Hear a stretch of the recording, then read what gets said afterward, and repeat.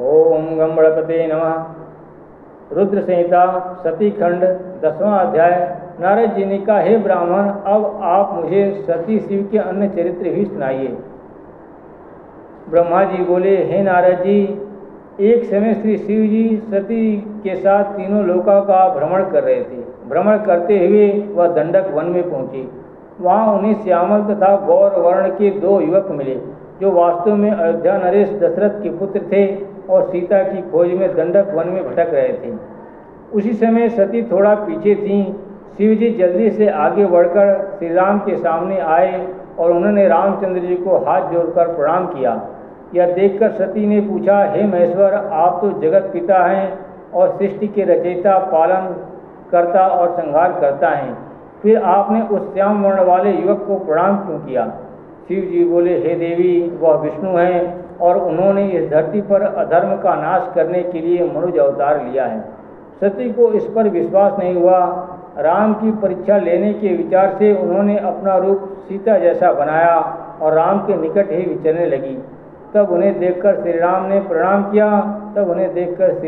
प्रणाम किया और पूछा, हे देवी महेश्वरी, आप इस निर्जन वन में किस प्रयोजन से विचरण कर रही हैं?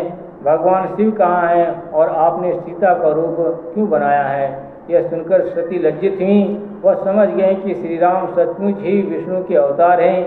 वह बोली, हे विष्णु, मैं तुम्हारी परीक्षा लेना चाहती थी, इसलिए यह वेश बनाना पड़ा। परंतु यह बताइए कि श्री शिव तो परमेश्वर हैं, उन्होंने ही सभी देवताओं को अपने अंश से उत्पन्न किया है, फिर उन्होंने आपको प्रणाम क्यों किया? श्री रामचंद्र जी बोले, हे देवी महेश्वरी, शिव जी अपने वचनों से बंधे हैं, इसलिए उन्होंने मुझे प्रणाम किया। विस्तार से बताता हूँ। जिस समय श्री शिव ने मुझे वैकुंठाधिपति बनाया था तो उन्होंने मेरा राज्याभिषेक स्वयं अपने हाथों से किया था।